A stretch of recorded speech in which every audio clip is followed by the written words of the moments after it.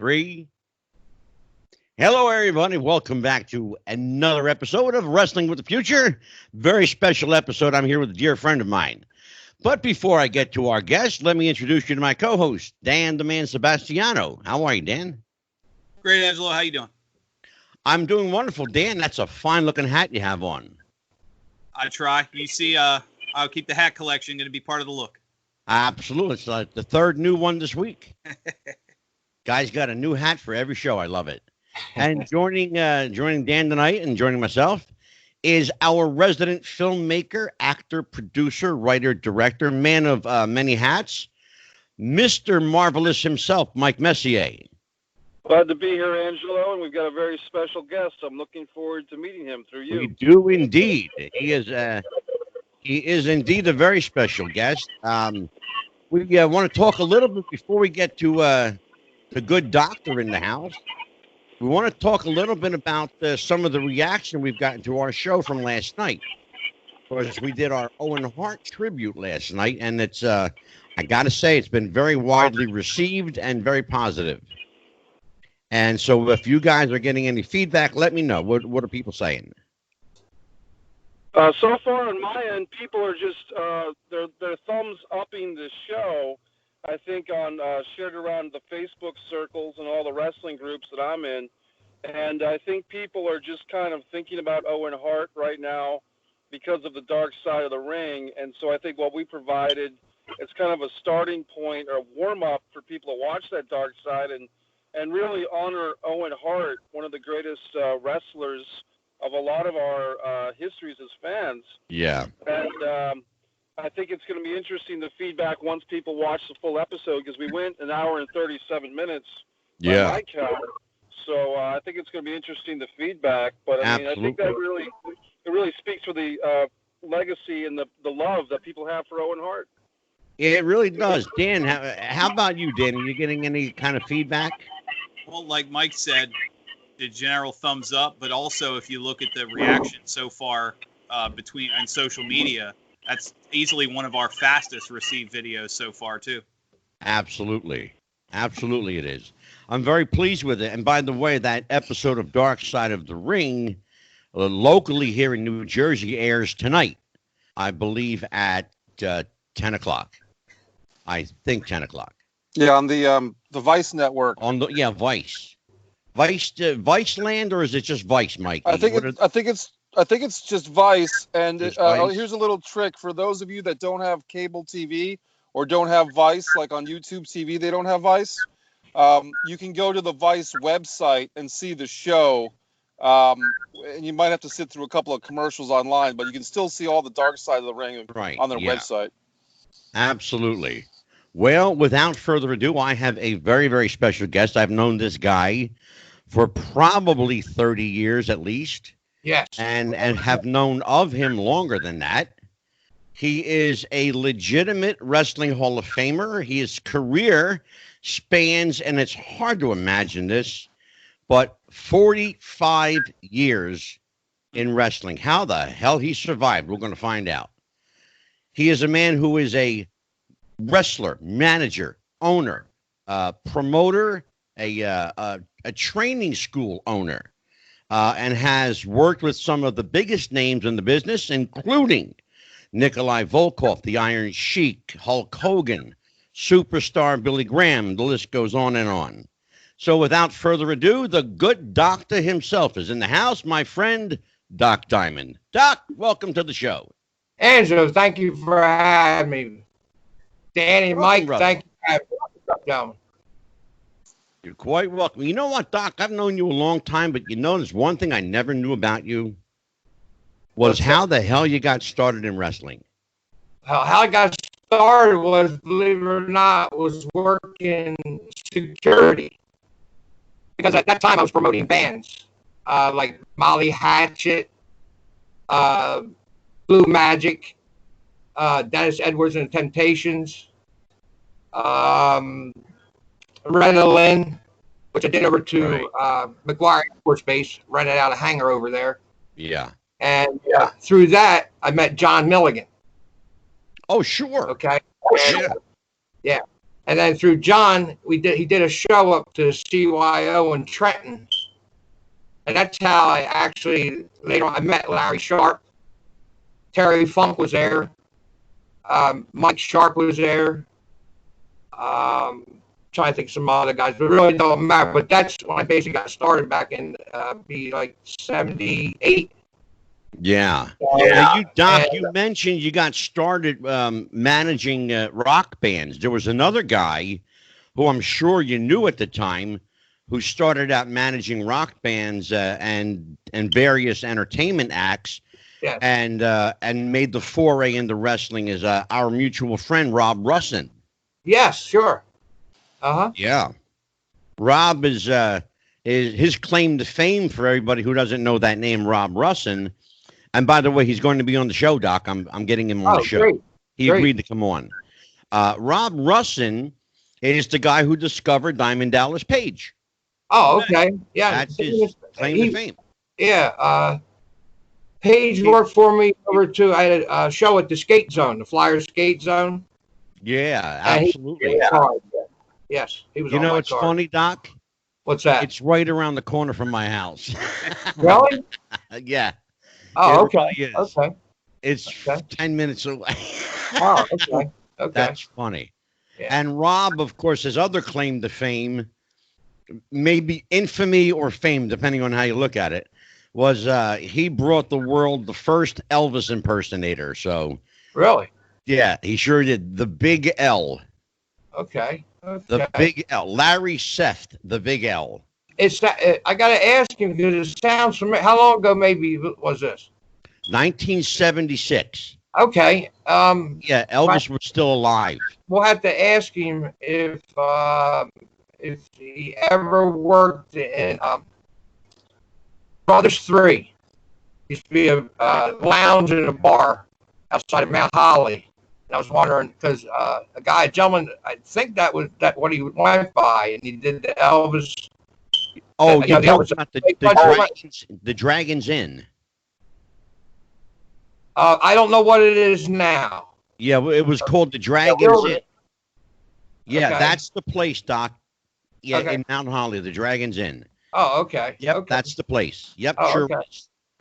So, how the hell did you get started? I mean, you started with rock bands, and what was your like real introduction into full time, where you said to yourself, "I'm going to leave the bands behind, Right. and I'm going to go balls to the walls with this wrestling deal."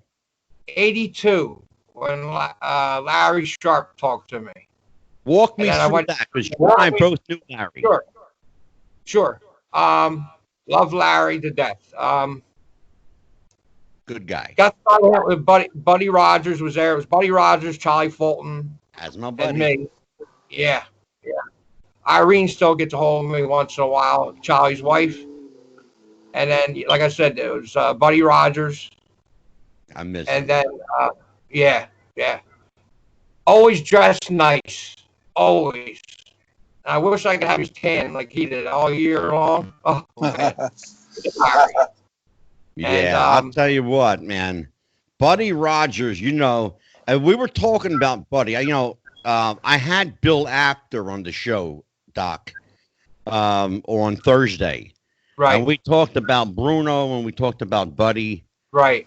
Buddy always had that cigar in his mouth calling everybody Pally. Hey, Pally, come here, Right. Pally. Yeah, everybody was Pally. He was a great guy. And you remember his bar in Camden? Do you remember Buddy's bar in Camden? No, I'm trying to think of it, man. I really am. It was called. I mean, Larry Sharpe, I don't remember too much for that because Larry Sharpe might have drugged me there. You know what? If you knew Larry Sharpe, it wasn't out of the question.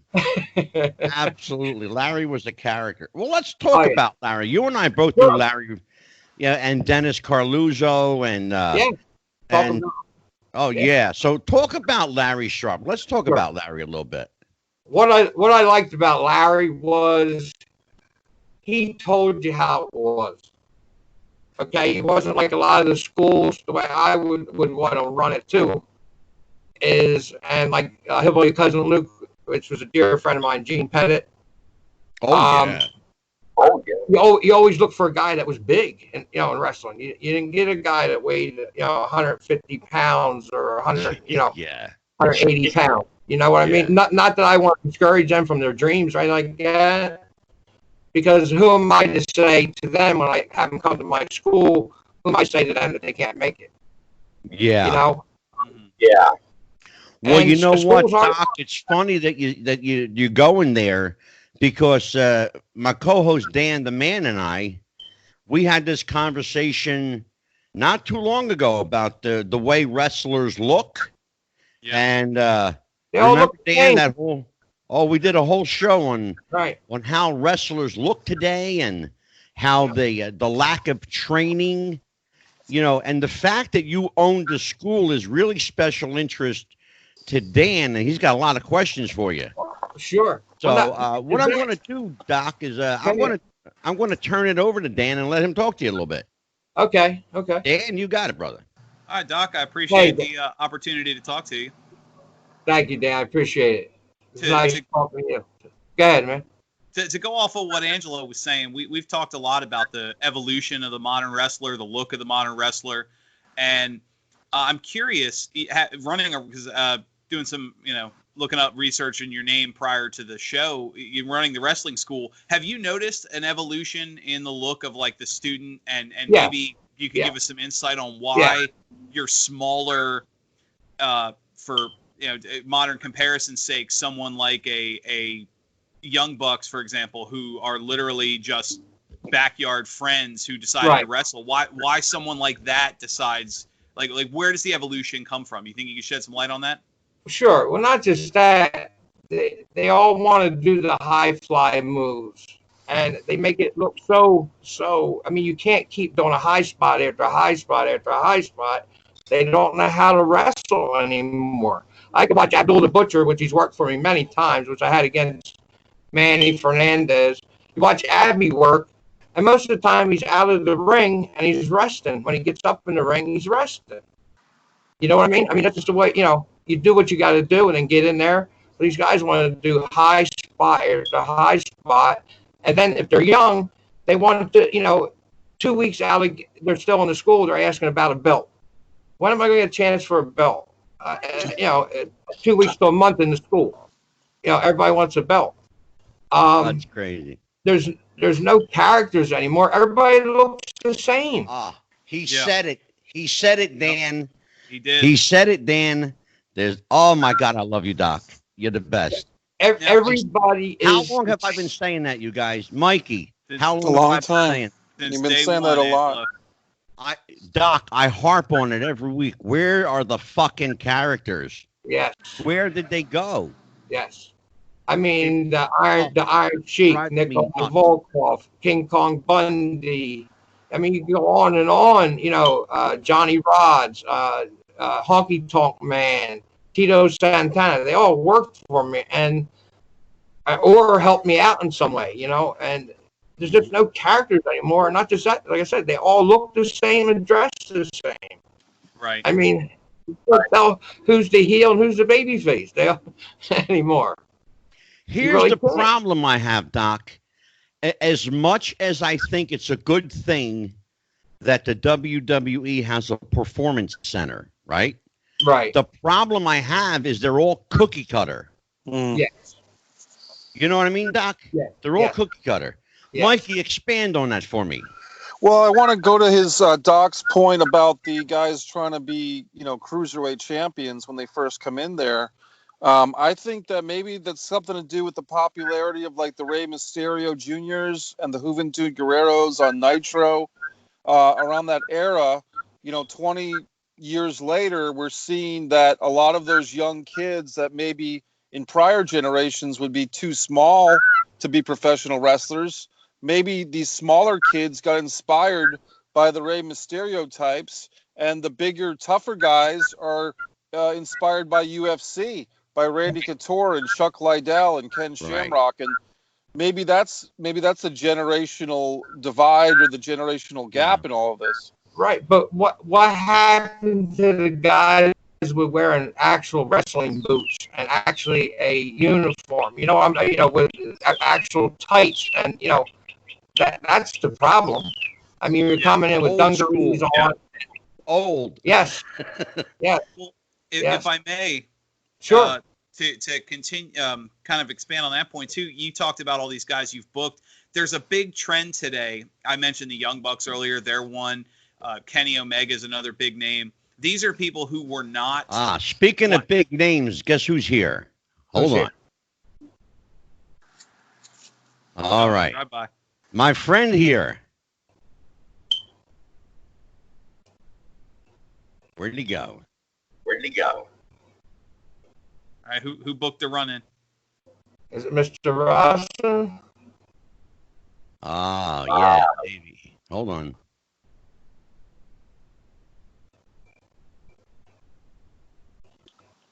It's like Lethal Lottery. Yeah. Well, it was Davey O'Hannon calling in. Hold on a minute. Oh, Hang Dave. on, you guys. Okay. We'll get him back. But anyway, go ahead, Dan. What I was saying is, you have some of the names like I mentioned, the Young Bucks and Kenny Omega. These guys who were not trained in a school the way you would run, where these are just backyard wrestlers, and you watch them perform, and they're clearly just people who are they look like they're kids pretending to wrestle. Right. I'm wondering, do you have any experience having to train some of these bad habits away, or booking or dealing with these guys who are for lack of a better term, think they know wrestling when they don't? They're just not. Yeah. I mean, they're backyard stunt show performers who decided to wrestle and somehow got a chance. Yeah. Yeah. Well, they come in and they think they're gonna make $1 million, and I mean, sometimes you got to do things for free, and I understand that because I've done plenty of charities. I mean, I've done Make-A-Wish, Sunshine Foundation, Children's Hospital. I mean, I've done so many, and some of them don't think they got to go do a gig like that for free. Sometimes you just got to do it, and guys forgot about 8x10s and get your advertisement out there. I know this is like when I worked for Savoldi's, okay? Yeah. I worked for Savoldi's, and we were doing TV, and when I managed you. It wasn't like, pretended and got outside the ring. I mean, I got you booked, and I usually took you there, Yeah. And when I was working for Savoldi's, when they had the IWCCW, and then they moved it into ICW. I guess Tony Rumble was there first with the IWCCW, and everybody would call me for the midgets and the little people. I guess politically correct now, but Right. Yeah, right. if you put little people on the poster, I mean, believe me, those guys like Frankie Third Degree Burns I managed, and Martine and the Prankster, like when the Batman movie was popular, didn't use the Joker, couldn't usually use the Joker, so I called him the Prankster, but he dressed just like the Joker, Yeah. stuff like that. But I actually, like, if you look at Chief Thunder Mountain, except for the headdress, most of that stuff I made myself. Yeah. Same thing a Hoss is wearing. I mean, if you look at them as a tag, I mean, they look like they belong together and they're tagged. Tony Rumble used to always get on it because Cowboy and Indian together, stuff like that in the ring. But it's just All right, you guys talk. Go ahead. and I thought that would take it slipped on me here. Mike, well, Keep going, Doc. Keep going. okay. Yeah, you're good, Doc. Oh, okay. All right. And trying to get to what I really want. Like I said, they think they're going to make $1 million. Okay, Yeah. we're going back to Doc, guys that are I got a smaller. friend of yours here, Doc. Davey? Davey.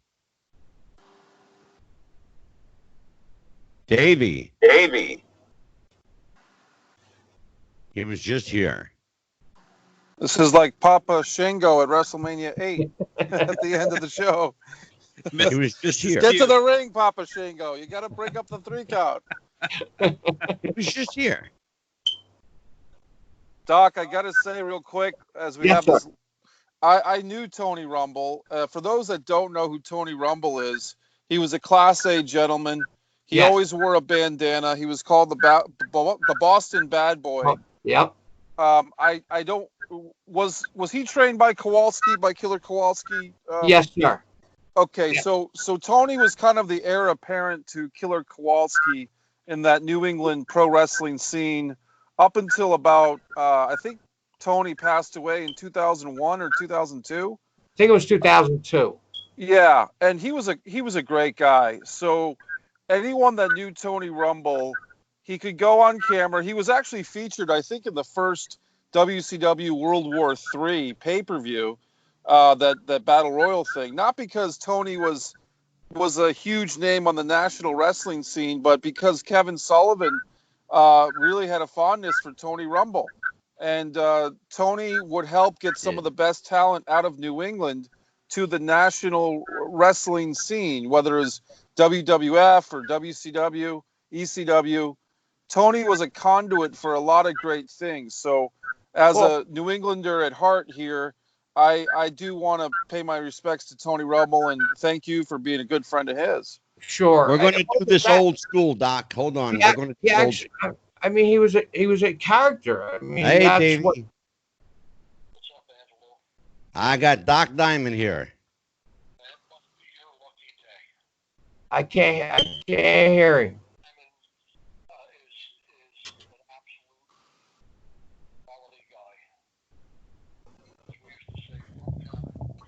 First class. Oh, there he is. Go ahead, Doc. Hey, Davey. How you doing, buddy? Hey, Doc. How are you? It's been quite some time since I've seen you. Yes, sir. When I was talking to Angelo, I just said, one of the people that have helped me in this business, and not just helped me. I mean, I never said you were just so loyal, and it's hard to. Flattered, and then, you know what? The people that listen to this, and there are a ton of people that listen to Wrestling with the Future. But what they have to understand is, and I can only speak from the time that I was involved, so the 70s and the 80s, we had a pretty closed shop. Wrestling was different. I'm not involved now, so I don't know what it's like. But it was closed to the sense if somebody was an outsider, Yes. they had a real tough time getting in. So what is an absolute testament to Doc Diamond is he gained the trust and the affection of the guys that were in the business. Guys like Nikolai Volkov and Jimmy Snuka and Larry Sharpe and Bundy. Myself, of course.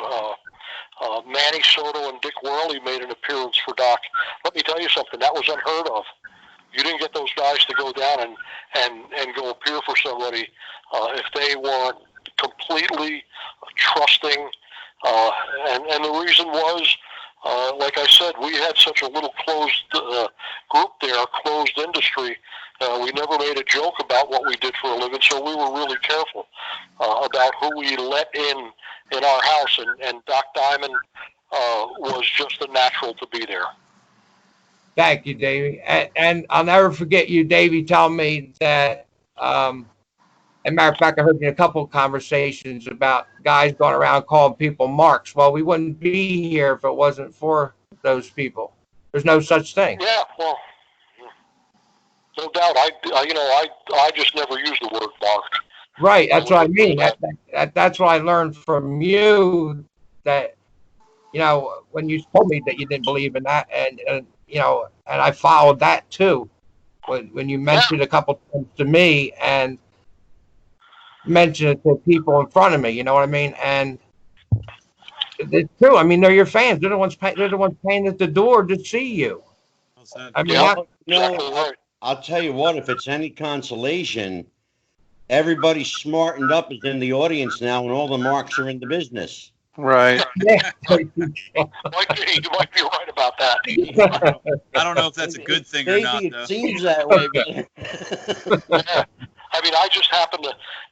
My son called me up and said to me, "You got to watch something on YouTube about an. It was, I guess, it was an independent. I'm sure it was an independent wrestling show somewhere. Don't know where."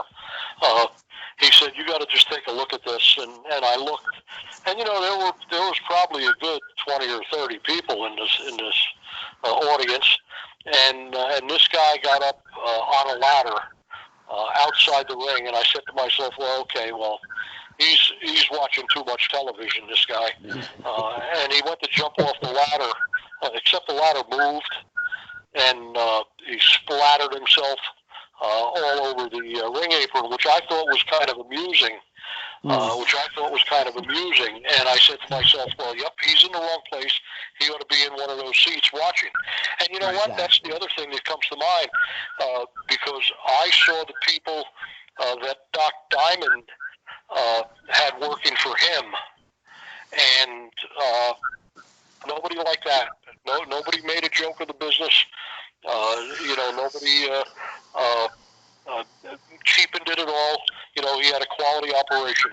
And that's also a testament to him. absolutely. Thank you, Dave. I appreciate that. Davey, I thank you so much, Davey, for doing the old favor for the doc. I really appreciate it, and you're a good friend of the show, and you've been here a few times in the past, and you're going to be here many more times in the future. Well, I hope so. It's Oh, absolutely. We can tell us old guys. We can tell who is a friend of the business as we knew it and as we treated it. And, there's people that we just don't get involved in or get involved with. Like I said, Angelo, certainly, you're the gold standard for the podcast and the way you treat the talent and the way you treat the business. And Doc Diamond, like I said, it took a whole lot for somebody to gain our trust and to be let in. And Doc Diamond had no problem with that. Just look at the names, and I exclude myself. Just look at the names that he was close with. And, when you say Nikolai and Dick Worley and Manny Soto and Snuka and Larry Sharpe and, many, many more, that wouldn't have happened if he wasn't such a quality person. So that's absolutely right. Wow. So my pleasure. Absolutely. You guys, feel free to contact me anytime you want. And by the way, Davey, our friend Bill Apter says to say hi to you. I spoke to him the other night. I had him on the show the other night, and of course he did his famous Bruno impression. He does good Bruno. Yes, he does. and he does really good Terry Funk too. Yes, he does. Yeah, because he and I kid around. When I see him or he sees me, instead of saying hello to him, I say, "Well, you yellow egg-sucking dog," and that's what Terry Funk used to say to him all the time. He'd say, "After you egg-sucking dog, you." So anyway, good guy. God, and he's another guy that was in that group that that we just protected that little thing that we had going. So. Oh, absolutely, for sure. So maybe in our next life, the territories will come back and they'll remember us guys.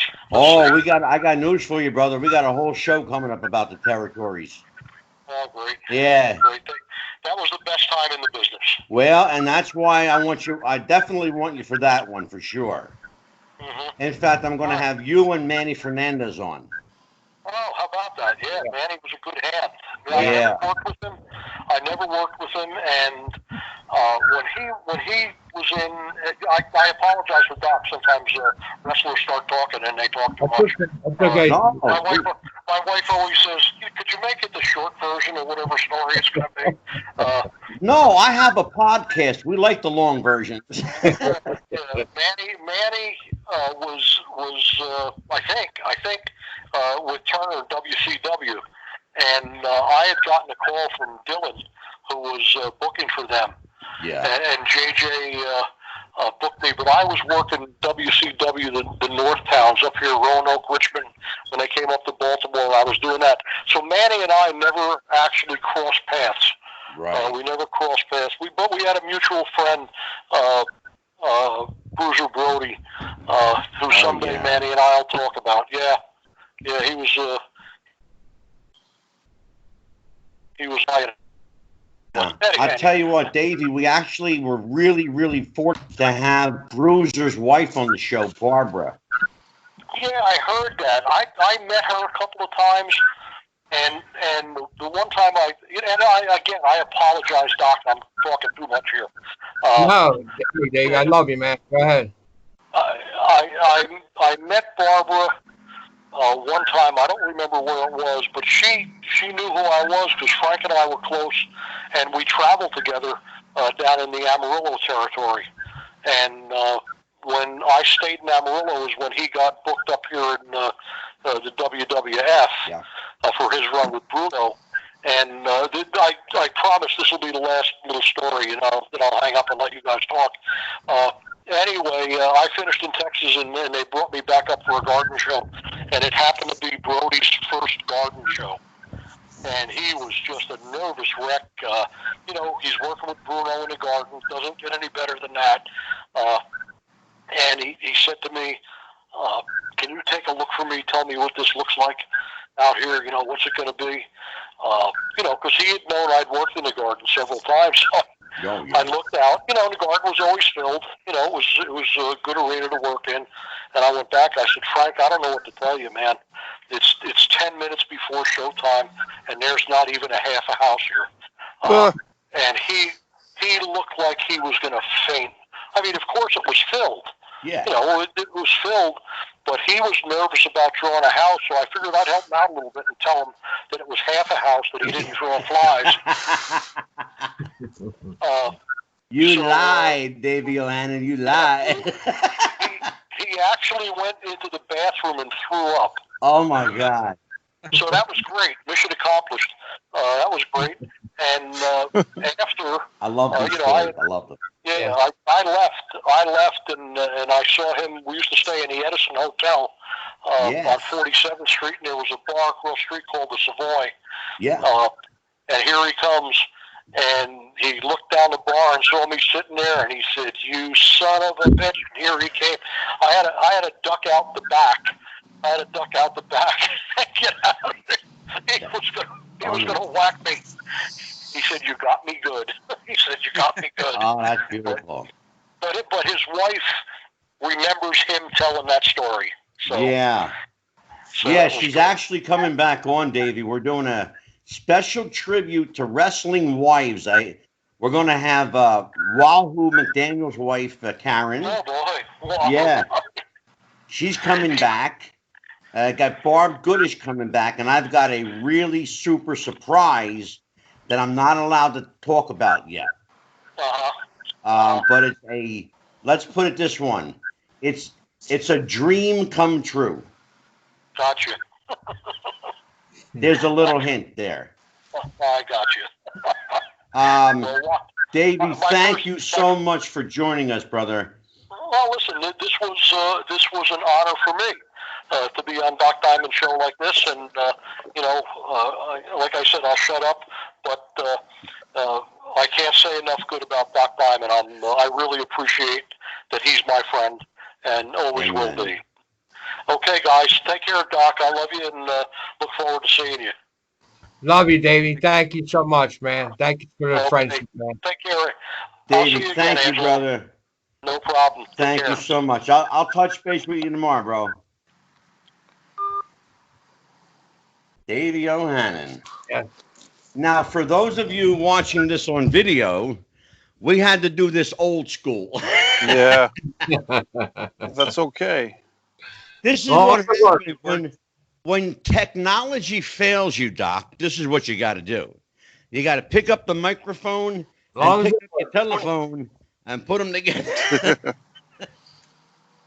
Oh man, I'll tell you what. I know Davey O'Hannon as long as I know you, Doc. I've known him the better part of 30 years. Yeah. And it's funny how I met Davey. I actually met Davey, believe it or not, through Johnny Rods. Okay. Okay. Yeah, Yeah. Johnny helped me a lot.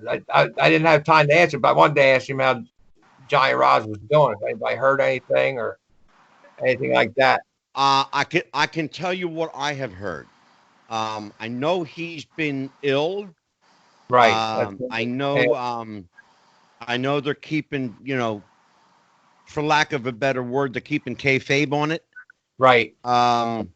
Nobody's really talking. Like, there's a handful of people who know, but just suffice it to say that he's ill right now, and we hope Right. we all wish him the best. That Right. was a nice run-in from Davey O'Hannon. That was beautiful. Yeah. I love Davey. Yeah. I Yeah. really do. And I want to tell you what, you want to talk about getting put over by somebody, calling Yeah. us the gold standard. That's pretty sweet. Come out, That's Davey. pretty sweet. Yes. Yeah, And that's I mean, that's not nice. just that. I mean, he's a gentleman. I mean, you can't get around it. Gentleman in the business, and like I said, like I said, it came out of my mouth. Loyalty. I mean, he never asked for a dime I know. when he come to a show. I mean, he picked up other people for me, and wouldn't even ask for Yeah. gas money. I tried to give him gas money, and he wouldn't take it. I mean that's what about the older guys, and then you got the guys now. Brother, And I was the same way, Doc. I want to tell you, brother, I was the same way with Larry, with Bundy, with Jimmy Snuka. None of them ever took my money. They worked my shows. They never took a dime from me. Well, that's How the many people do reputation. you know can say they got Jimmy Snuka to work for free? How many people? Exactly. I Right. can say that.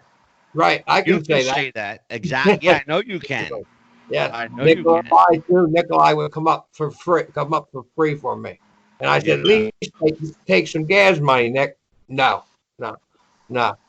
And he'd actually call whoever he said he was going to work for. I guess he was going to do a double booking and just tell him Yeah. he what I guess I don't know what story he told them, but he would come and work for me, and he worked for nothing because he said it was just I'm not trying to You know what, Doc? on a horn, I've but he heard just those stories.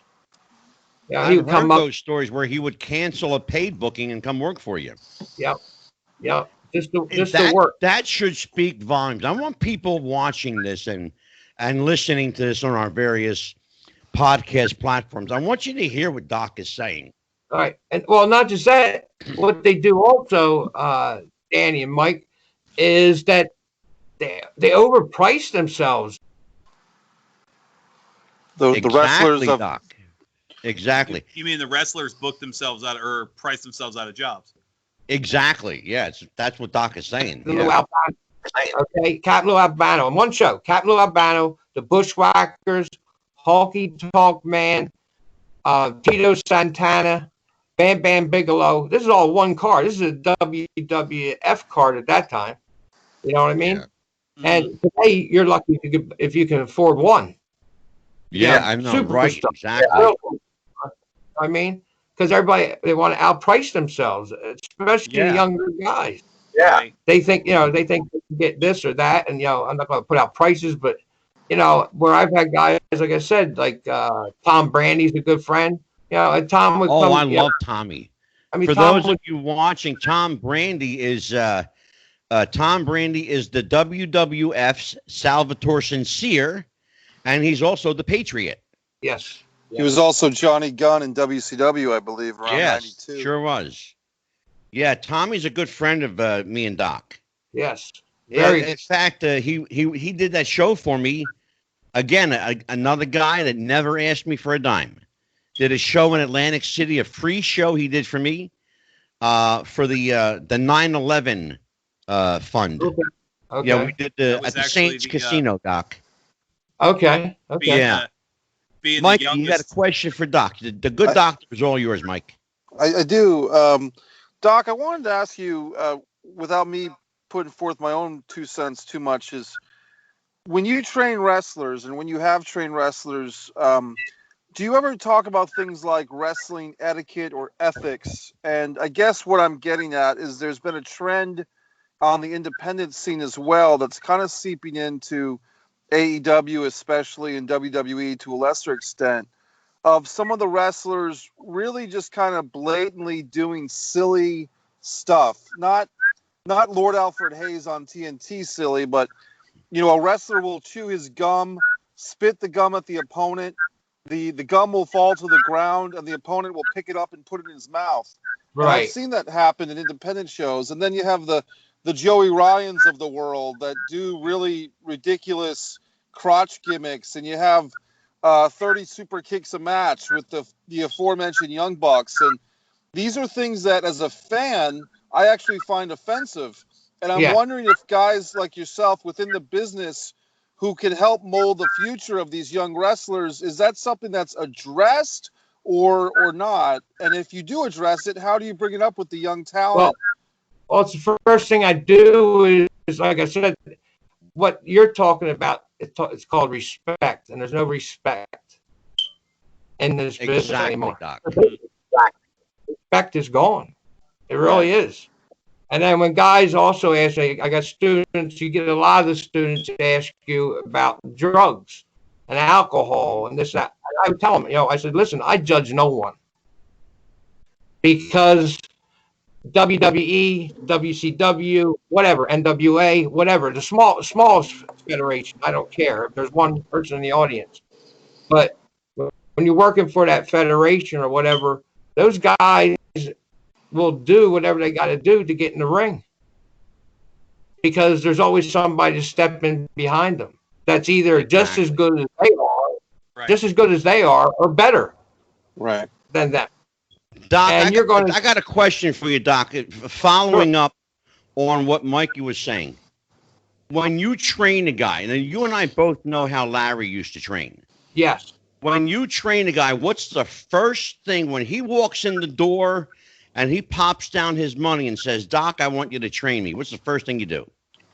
First thing I do? Yeah. I get him in the ring. Nothing against, I don't want to say a bad thing about Larry, but I didn't spend so much time in the office counting the money. I made sure they actually were being trained. Yeah, and I know what Doc is talking about. Larry spent very little time in the ring. He used to, you know what he used to do? Well, Doc, but for people who don't know, Larry, God rest his soul, Larry Sharpe, pretty boy Larry Sharpe, used to train guys by sitting on a chair outside the ring and say, do this and do that and do this and do that. Not just that. I mean, I was present. Like I said, I was partners with Larry, so I know what went on, and I couldn't believe some of the things he would say. And like I said, I loved him because if he didn't like you, he told you. And I like people like I really do. If they don't like you, tell them. If you don't like that person, don't pull their leg for a long period of time. And but Larry asked somebody for $50 to train them, and he would have tryouts and charge $50 for a tryout. But then he would ask that person, can't train you. Going to keep your $50. Okay, but I think you're untrainable. Well, isn't that why he's there? To pay the $50 to get trained? Exactly. I mean, he didn't give, and this is a true story, didn't give the kid a time to show him, man, no bumps, no nothing. And then he goes, I can't train. It takes the $50. Yeah. That's what was the difference between me and Larry when we ran a school. Oh, yeah. That was actually our own. I mean, when I ran the school with Larry, it was a different story. I mean, Larry just was at that time, well, Buddy was until he passed away, but Larry was the senior guy there. Oh, sure. The head trainer was Charlie Fulton. Yeah. It's just sometimes how, like I said, I love Larry, but it's just how sometimes how he treated people. And I'm Yeah. talking treating Charlie and stuff like that. I'm I mean, sure. you don't yell and scream at your trainer in front of the students. Well, I'll tell you know? what, Doc. We got a guy here that's he's got a shit ton of questions for you. So Sure. I'm going to give Dan the man about the next 15, 20 minutes, and you and Dan just talk because he's got a lot of questions about training and schools and all that kind of stuff. Dan, Well, it's all yours, kid. First, I just want to tell you, one of the first matches I had, believe it or not, was against. I wrestled with my tag team partner was Ron Shaw. Oh my God. Okay. Ron Shaw. I was working for Bob Raskin. I don't know if you remember Bob Raskin, USWA. Oh God, yeah, sure. Yeah. Well, that's going back some years. Oh But yeah. it was me and Ron Shaw. Yeah, we played the Russians. We were the bad guys because it was Sergeant Slaughter and somebody else that I had a lot of respect for in the business that taught me a lot was Teddy Petty. And that time he was wrestling as Oh a Cheetah yeah. Kid. Rocco Rock. Yeah. Yes. But at that time was Yeah. Cheetah Kid. Cheetah Yep. Kid. Yeah. Yep. Yep. Sure was. And I remember Teddy. I knew Teddy very well. yeah, Teddy was a good friend and taught me a lot. Yeah. Yes. That was one of my first matches. And of course I got clotheslined accidentally, by Ron while Slaughter had a hold of me, and then Ron came back and then clotheslined me instead, and I went outside the rings. I never seen little kids at like 9 years old what kind of language they could speak. Go ahead, Dan. It's all yours, kid. Go ahead, Dan. No, it's funny you talk language. I've said before on this show, wrestling fans are a unique breed. I say they are simultaneously the greatest and worst human beings in the world. But, manners now. Come on. Well, I want to go expand a little bit. You talk your school, and you and Angela have had a lot of stories. I'm curious, the area that most of these stories take place, the northern New Jersey, Philadelphia, that area, has been from day one of modern wrestling history, even before, kind of a hotbed of people are from there or go to there. What is it about that area, do you think, that has born and bred so many wrestlers or people who want to wrestle? I actually don't think it's it might be the area because you have a lot of wrestling fans on the East Coast. And at that time, at least when I was, doing, like I said, the IWCCW and NWA and all that, you had a lot of wrestling on the East Coast. And that's where all the big stars lived. Like you had Bundy, and Snuka, and, even though he was a referee, but the greatest referee that ever lived with Dick Worley with the WWF, Yep. And I just think, it kind of, it's, I mean, I'm not going to, it's kind of luck. It's got to be luck too. I mean, it's where you're born, you're there, you know what I mean? And you just happen to stay there, once you train. But a lot of the guys were born on the East Coast, Okay. If you really think, I mean, I don't know if that answers your question. It does. It seems. I mean, I grew up. My dad used to tell me the stories when he lived in the neighborhood with Buddy Rogers. Right. So, Okay. I mean, from day one, growing up with wrestling, it was Buddy Rogers and King Kong Bundy.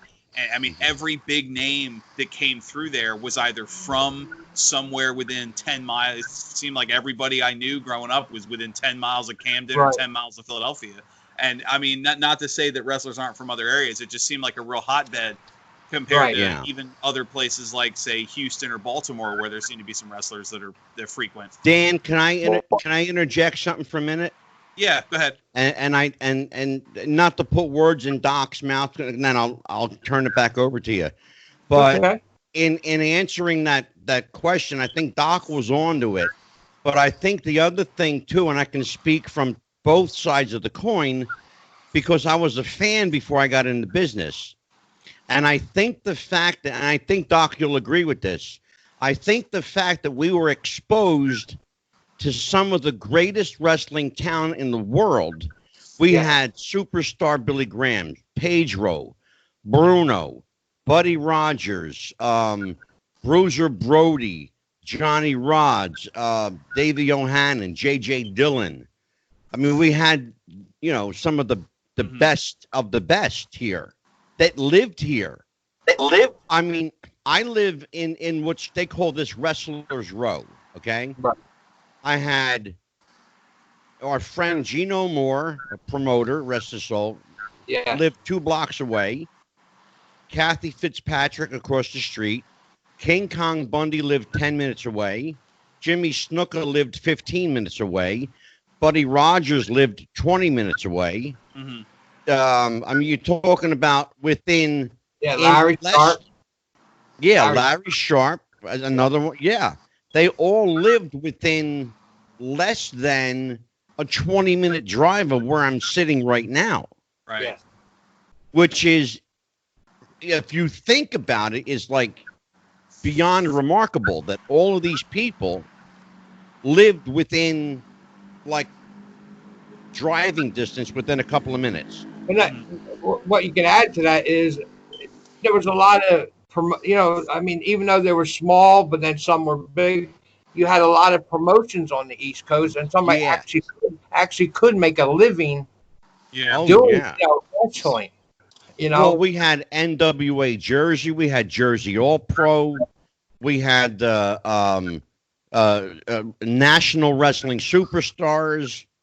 Oh God, Doc? We had Devastation University, Doc's group. And I had personally had Over the Top NWA. We had WWSA, which was World Wrestling Stars Alliance, and then, like I said, that I had Devastation, you know, Wrestling Federation, but also Devastation University, which I got off of Bundy, King Kong Bundy. I bought back in 2004. Yeah, I bought that off of Bundy. And we also, you know, right over in Philadelphia, of course, we had Dino Santa's group, Worldwide Wrestling Alliance, ECW, Pennsylvania Championship Wrestling, PCW. Oh my God! I mean, Dan, this area was just super rich in wrestling promotions, and like Doc said. Right. I remember being a kid, being up in that area, and I mean, obviously it was all over the television because you had the local promotions on channel 10 and 13. If I remember correctly. Yeah. But I mean, going to some of the stores in the area, I'd spend August with my grandparents, and every place that sold anything, there was wrestling merchandise, wrestling videos. It was everywhere. Now, Doc, you can tell Dan a little bit about this, Doc, because you know you're a little bit older than I am. But tell him about wrestling only a little bit, Doc. You're only a little older than I am. You could tell Dan about the wrestling in Camden at the National Guard Armory. Oh, yes. You know, tell him about like some of the, you know, go ahead, Dan. You guys talk. Well, I had shows. A lot of the shows that I had up that way, any shows I did in Camden area, I don't know if you remember DC Drake. Yep. Oh my God, sure, yeah. Well, DC Drake, they used to run the company with the Wild Samoans out of Camden. Yeah. Yeah, and then I worked for them for a long time, and then, like I said, I was the person to go to for midget wrestlers. That's something. It's funny you mentioned that. That's something else I remember a lot from the local territories on TV growing up. Was there was a lot more midget wrestling in that part of Jersey and Philly than there was, you know, living in Maryland or other parts of the area. You know? Right. Yeah. And go ahead. Dan, that's because of the water, Dan. The water will stunt your growth here. to go back to what we were talking about with training, something I've been curious about is it's very common in wrestling, especially today with and I know Mike brought it up before in the past with the indie wrestlers, what's the word? I want to say that the slang term for them is trash bag, but the wrestlers that are obvious just knockoffs of other people. Right. I'm curious, but then you also have that through history with, like, say, the Rockers and the Rock and Roll Express, and the idea that Demolition was because Vince couldn't get the Road Warriors. I'm curious, talking training, when you have guys that come in and they have this gimmick in mind or they have this character in mind and they want to be the next whoever, the next Stone Cold, the next, The Rock, the next Ric Flair, do you have to train to that, or do you try and train that out of them? Train that out of them, because I tell them that you got to. When I bring them in the office and talk to them, and they come to me with all these ideas of who they want to be, and this is the character they want to be, and this is before they even stepped in the ring. Mm-hmm. And you got to get that all out of their head. You got to try, and there's just some guys you can't. And there's some guys, like I said, they get there for 2 weeks and they just can't take it. They want to say wrestling's this and wrestling's that. But a lot of guys can't take it.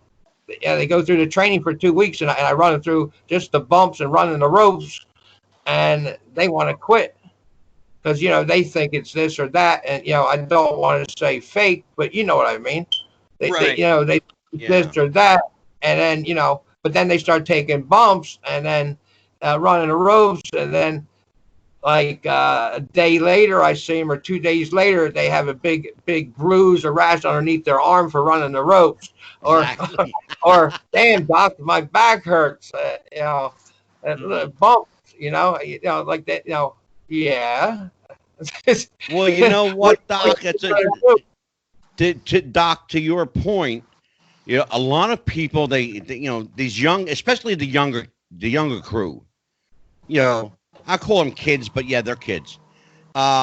They see wrestling on television, and they see a guy take a bump. Oh, well, that doesn't look bad, because the ring bounces. It's got give.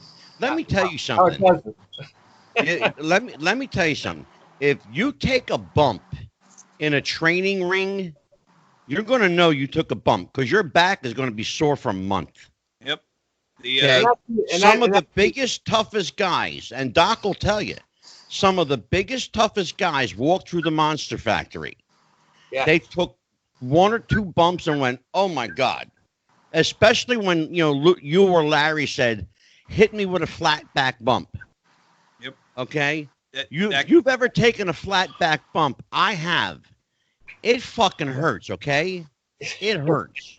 And that actually came out during the fallout from the Benoit tragedy when they were talking about the beatings that wrestling takes. Yeah. And I think it was the American Medical Society. One of them did a series of tests, and they said a 6-foot man taking a flat back bump in the center of the ring is the equivalent of being seated in a car and being rear-ended at 35 miles an hour. And the average wrestler takes something like 100,000 of them through their career. And they were talking about the long-term, that it's the wear and tear. And that's why, Mikey will tell you, Angela, you guys, same thing. The one word that wrestlers hate more than anything is fake.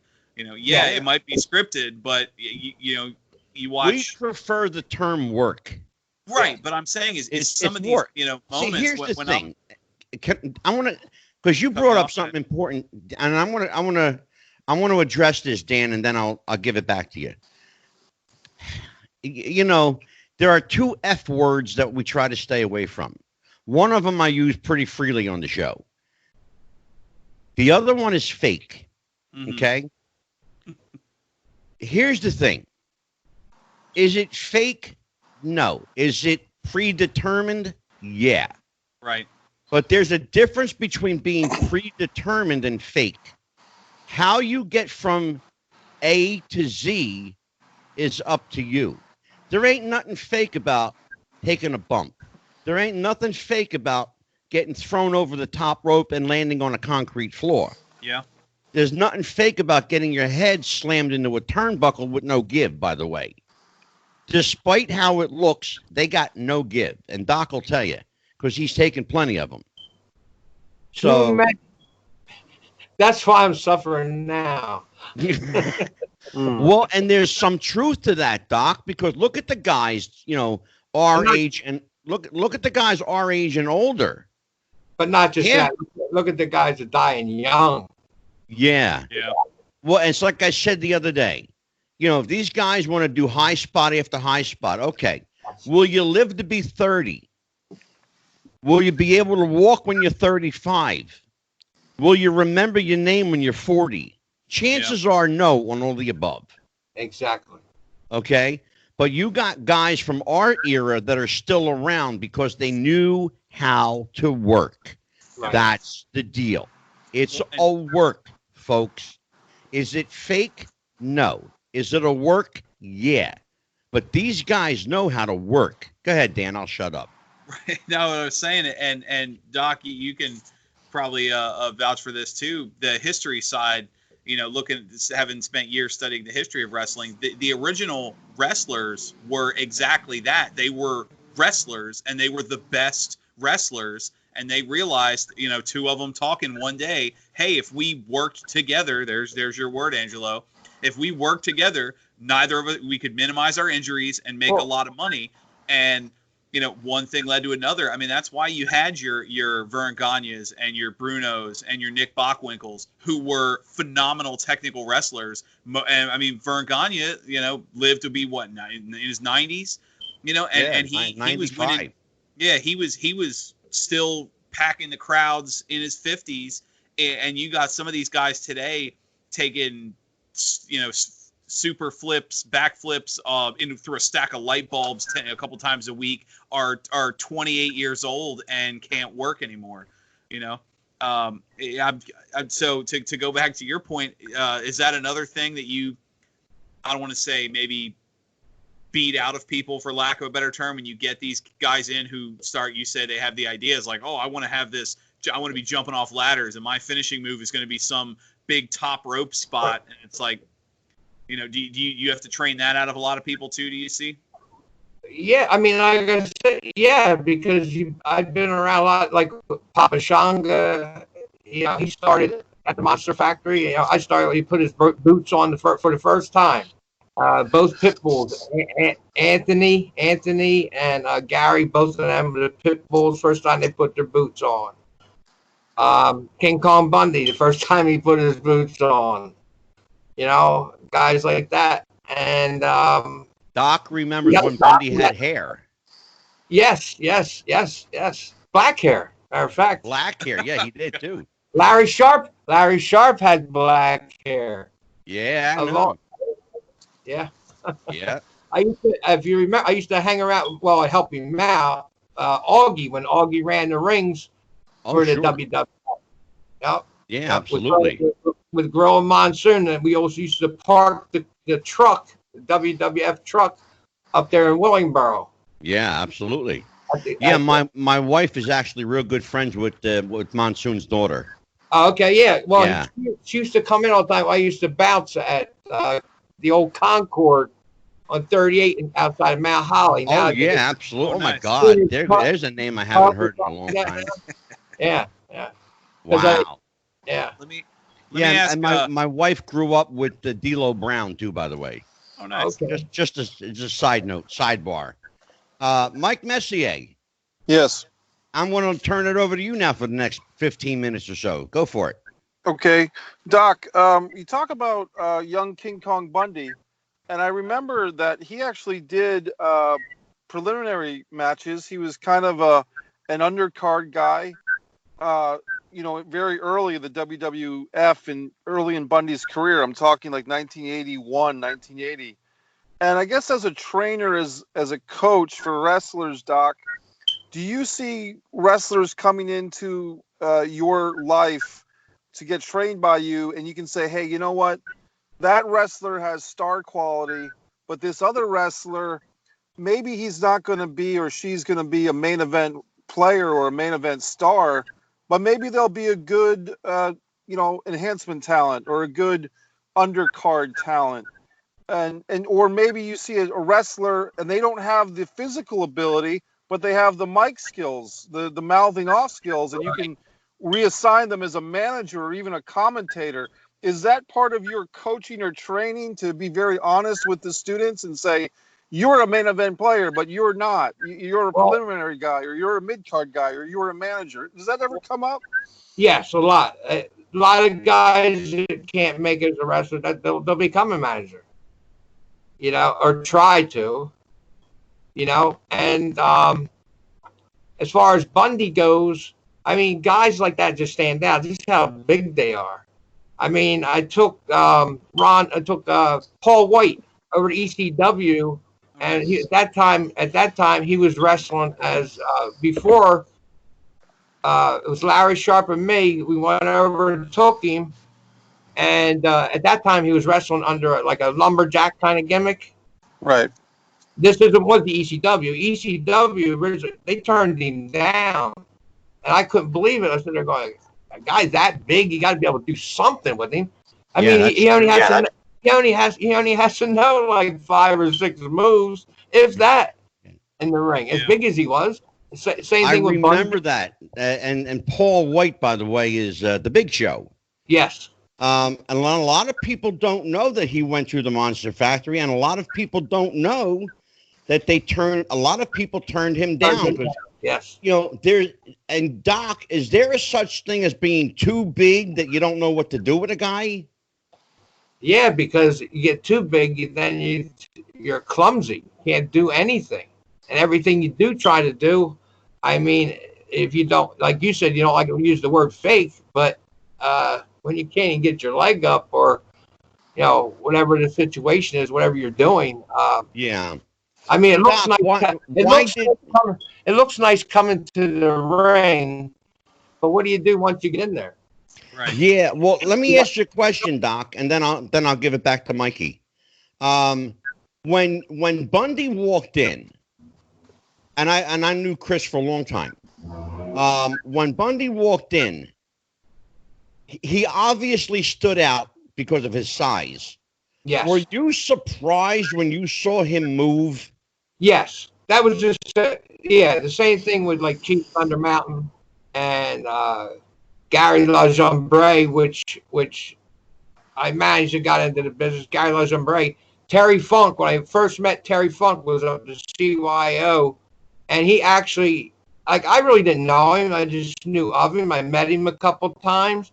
And then we got a relationship that I sat down with Gary, one of my big guys. At that time, he weighed over 400 pounds. Yeah. And we talked to Terry Funk. Everybody else tried to get him over to Japan for me. I couldn't even do it. Abdul the Butcher couldn't do it. At that time, he was doing the booking. And then Terry took over for doing some bookings for like all New Japan and guys like that. And just having one meeting with Terry, it was just a luck meeting at CYO, and he got Gary over to Japan for me. And that was my first time going to Japan, which was with Gary, one of my guys, Gary LaJambre. Yeah. But at that time, he wrestled as the Texas Terminator, and I called him Big Hoss, and he went through like a cowboy gimmick kind of thing. Yeah, I remember Chief Thunder Mountain. He was a big dude. Yes. And not just that. A big, lovable guy. Yes. But, he had a lot of issues, though. Yes. Yeah, he had a lot of issues.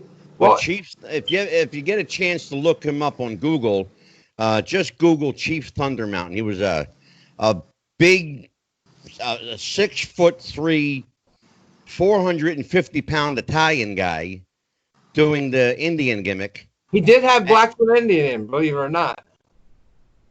It might have been 1%, but he had Blackfoot Indian in him. Really? Yes. I know he had an Italian last name. That's funny. Go ahead, Mikey. Continue. I guess a follow-up question would be, the last 6 or 7 years, I'll give credit to the NXT training facility for churning out legitimately some great female talent, that the numbers of which we haven't seen in previous wrestling generations, at least as in my experience. Sasha Banks, Charlotte Flair, Bayley, Becky Lynch, etc. When you work with women wrestlers, Doc, is there any considerations that they have to be trained differently as far as how they take bumps, their Good bodies. question. Yes, Good yes, question. it is different. It is different, and not trying to be male chauvinistic or anything like that. I mean, they take things differently than what you're going to tell a guy. Yeah. You know, Yeah. yeah. They just are. They just are. And I'm not saying you got to handle them with, kid gloves or anything like that. But there's a big difference, and there's a big difference is, like I said, Vince and whoever. I mean, it's popular now, sure, but I mean the reality shows help that Vince is involved with the women and all this kind of diva stuff and all that kind of stuff. But I remember when you couldn't even find a woman on a card, or if you did, there was one match and it didn't last long, and usually one couldn't wrestle at all, and maybe the other one so. But now, then it got to a point that they couldn't wrestle at all. It was just about looks, Yeah. and they couldn't get you. They didn't know what a headlock was, from Terry Runnels versus the Cat at WrestleMania or something like that. Sure. Yeah. exactly. But these days, I guess I'm asking, I'm assuming that you've had some really great female talents come through your doors. Yes. As a coach, you want to give them their money's worth and their time's worth to train with you. But as a male coach, because I've been an acting coach, and there's really not much difference between female actors and male actors in that regard. But in wrestling, when it's physical, I'm just wondering what are some of the exact differences in the nuances of teaching, and maybe you have to explain to the women, like, hey, I'm not being sexist. I'm just trying to help you get the most out of being here without getting injured. That's what I'm curious about. I mean, it comes down, especially now. I mean, it comes down to sex, not with that person. You know what I'm saying? I mean, it's all about sex, Right. how they look in the ring. Okay, but actually now both of the women that are in the ring actually can wrestle. Right. That's a big difference than years ago, or they actually can wrestle. It isn't just a beauty contest like it was. You know what, Doc? Can I ask you a question about that? And Mike, I'm sorry, I'm just going to chime in here. Let me ask you about that. The WWE and AEW now, they have these wrestlers that look more like beauty queens than wrestlers. Right. When you and I grew up, we had people like Moolah, Moolah, Joyce Grable, Ann Casey, Donna Christinello. They were tough women. Yes, they were. They weren't the most beautiful creatures in the world, but they could work their ass off, really. When you get a woman that comes in like Amy Lee or Casey Carlisle, somebody like that who's, let's be honest, Amy's a great wrestler, but she's not the prettiest thing to look at. And well, she's a friend of mine, so but she's one of the boys, Yeah, you're right there. Exactly. So how do you, when somebody like Amy's a big girl, right? And she's tough. Tough cookie. Yeah. Now, do you train Amy differently than you would train somebody like Sasha Banks or somebody like that? Oh, sure. I mean, you're going to have to. Like I said, if you don't have the looks, like that's what I mean. Amy went with the brawling situation. It was a brawl, not wrestling. Yeah. It was brawling, not wrestling. And a lot of the guys, even though like I managed Bad Attitude, and they were two big guys, they were 400 pounds plus each, and they were brothers, and nobody could tell them. They thought, everybody thought they were twins when they're in the ring. Couldn't tell each other, from who was who when they got in the ring. Yeah. But one was a brawler, which was Dave, which just passed away. And then Darren passed away a couple of years ago. But to get back to Amy, like I said, she's a great friend and, all that stuff. But, like everybody in this business, like me and Anzo were talking about Gino. and everybody wants to talk behind somebody's back when they, or talk on a computer when somebody's dead Right. and can't come back. They keep their mouth shut, while the person's alive, but when he dies, all of a sudden all this stuff comes up about somebody. And I'm not just talking about Gino, anybody. And I've shut everybody up when I've got on there. I got them at the end apologizing to me because like the Rock and Rebel, because I was telling Angelo, about the other situation, about Benoit, and nobody knows except the two people that were there. Everybody wants to have all conspiracies about things, like with Rock and Roll Rebel.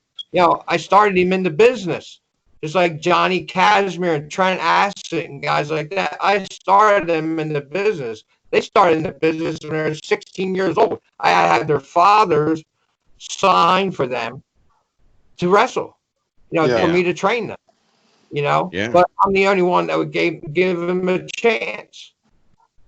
Just like Trent towards the end, I gave him a chance. I signed for him, Department of Correction. Yeah. For him to come work for me because he wanted to get out of the house. He was on lockdown in the home.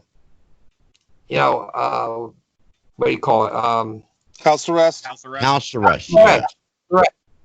My Alzheimer's kicking in right then, and I said, and I had to lie. I had to lie to the Department of Corrections, and I loved this guy, Trent Acid. You know what I mean? Yeah. But I had to lie to the Department of Corrections because I was doing the guy a favor because he can get out of the house and tell me he was working at my gym. And then I would get a phone call, well, where is he at? And then I'd have to say, well, he's doing this for me, that for me. And then, then I'm answering to the Department of Corrections and get myself in trouble. Yeah. When I'm not there. That's what I'm trying to say. He's not there, and I have no idea where he's at. But, he wasn't. I just didn't get him in the business. He became a friend, too. Just like Johnny Cash. They don't know the story. Nobody knows the story. I had all these like Z-Bar and these guys that worked for ECW at the time. Oh, they're getting on Facebook and saying all this stuff that I robbed Johnny Casimir and all this kind of stuff, or I did this, I did that. Johnny Casimir. I said, you don't know what conversation me and Johnny Casimir had. Right. That you don't know what he called me, and I wouldn't answer the phone, and he called me and kept going on and on. Listen, because he was at that time he was talking to my wife at the time, and he said, listen, because I didn't want to talk to him, and he says, tell Doc I respect him, this and that. I want to talk to him. Please tell him I'll talk to him. And I kept hanging up on him. Finally, and then finally when I did talk to him, two people screaming on each end of the phone, you can't get nothing done. Yeah. Okay. And finally I talked to him and he said, listen, let's not, scream and yell and all this, call each other names, this and that. And finally I got talking to him and he said, listen, Doc, what can I do for you? Because I respect you. What can I do for you to make us, even, as far as not know each other and even on things? Because like I said, the Z-Bars and people have never done anything in wrestling. Yeah. And stuff like that. They had all this crap to say about me because I supposedly ripped him out. No, Johnny Casimir walked away after it was either the second or third match, which we did at the skate zone, the Flyer skate zone. Why would you're doing the promotion? Why would you walk out after the second or third match when you had Diamond Dallas Page there on the card that I'm paying for, Nikolai Volkov? I can go on with the names, but he disappears. And then I'm not supposed to think that there's money missing at the front, at the box. Well, I got to jump. Well, that's a story. That's a story, Doc, for another day. Why don't you get in? I'm just going to say that, some of these names that you're talking about, I remember from Combat Zone Wrestling in particular, which wasn't too far from you guys up there in New Jersey area. Combat Zone kind of came in at the end of the original ECW era, and Combat Zone helped fill that void. But this brings me to my next question real quick, and then I'll hand it over to Dan and Angelo, which is some of this, brutal death wrestling, Nick Mondo Cage, and guys like that who've made a living somehow, at least I hope they have, doing the weed whackers to the stomach and doing the jumping off a building into a barbed wire table. This cult of underground backyard stuff. Doc, as a teacher, as an instructor, do you ever see young talent who's interested in that type of wrestling? And if they come to you with that type of wrestling in mind, what is your response to that? Well, the matter of fact, you're gonna recognize the name when I say it. Matt Tremont. Yeah. Okay. School. He started in my school, and then he continued to come to my school.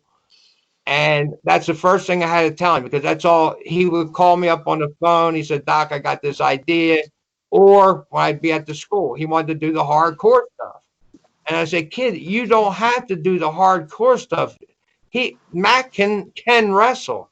He doesn't have to be hitting you with light bulbs and hitting you with a ladder or a trash can lid or something like that. That's for people that can't work. Right. Exactly. Right. Yes. That's what it comes down to. You can't work, so you got to hit somebody with a trash can lid, or and bleeding all over the place, and Absolutely. that was my saying to him. Listen, Matt, you don't have to do this stuff, and not just that. What's he going to look like 4 or 5 years from now? Right. After doing all that damage to yourself, falling from a 10-foot or 15-foot ladder or out of a balcony like the ECW, falling out of a balcony and stuff like that. What kind of shape are you going to be in? Yeah, you're going to be, seeing a doctor very often. Yeah. And your wrestling career is going to be short, or you're going to be hooked on something, alcohol, whatever it is. Yeah. Because you want to do this silly stuff because you can't work and can't wrestle. Doc, And as an outsider looking in, sometimes I worry that these kind of underground deathmatch wrestlers have some type of, I don't want to say suicidal streak, but a nihilism to themselves, that they want to injure their own bodies for the sake of whatever. And it just seems to me that you're a very well-grounded guy. You see pro wrestling for what it was and what it should continue to be. Working people for entertainment, but having a level of respect for the business. And I'm just glad that there's trainers like yourself who are still out there trying to teach these kids they don't have to jump into barbed wire, or they don't have to do a Joey Ryan routine in order to get over. Right. You don't have to do like a staple gun to the head and stuff like that. Yeah. Necro butcher type stuff. Yeah, I mean, yes. I mean, to me, it's not entertaining. Oh yeah, it's just like watching a car crash. Right. Everybody turns and they hold up traffic and they look. It's the same thing. I think it's a trend or fad, whatever you want to call it. Yeah, and Doc, and 5 minutes later, you forgot all about it. Right. Yeah, exactly. Yeah. Who did what, or who did what to who? Or unless, did you see that guy, dump that car engine on top of the other guy? I remember something like that. Remember, we can all remember, Bruno and Ivan Koloff. We all remember Bruno and Superstar Graham. We remember, Hulk Hogan and the Iron Sheik. You can't remember anything these guys did because it's so forgettable. Nobody cares. Dan, you got the last round of questions, brother, and then we're going to take it home. Well, I was just about to say like you mentioned, 100 years from now, wrestling fans will still be watching the tape of Flair and Dusty Rhodes in the cage. And, I couldn't tell you, probably 6 months from now, somebody like a Joey Ryan will be a footnote. Do you remember this one loser who people don't remember? But we are nearing the end, so I do want to wrap it up. I have one final question for you. You've been teaching and you've been working with wrestling for a long time, so putting you on the spot here. Who was your favorite student you've ever had? Favorite student ever had? Bam Bam Bigalow. Good as answer as any. Yep. And Bam Bam was a big guy who could work. And pound could for pound, move. one of the best big men in the business. Yes. Oh my God, yeah, he sure was too. I got And to we meet him lost once. him And a way heart too of gold, soon. man. He had a heart of gold. Yeah, he was a real nice guy. I met him in the summer of '96 yeah. at a local show in Cumberland, Rhode Island, and he was a great guy to meet for just 5 or 10 minutes. Mikey, you want to tell Doc that story about running into Larry Sharpe down in Baltimore? Yeah, Doc, you're gonna love this story. As a young child, I went to the 1989 Great American Bash in Baltimore, the pay-per-view, Flair vs. Funk, and me and my buddies were walking around the Inner Harbor going to the wrestling show, the Baltimore Arena, and we're about 3 hours before the doors open, and we see this big African American guy with a white shirt and no sleeves and suspenders, and he's with a guy that I did recognize in a suit with the blonde hair and the sunglasses. The Playboy blue suit?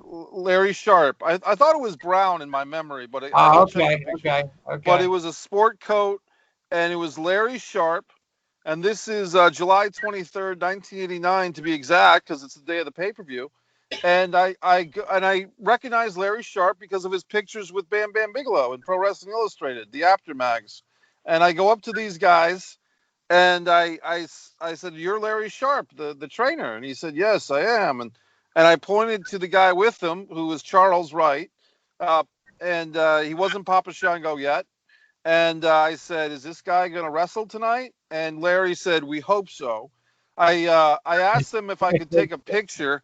This is way before cell phone cameras. This is old school 35 millimeter, camera. I took a picture of these two guys, Larry Sharpe and Charles Wright, Papa Shango, the Godfather.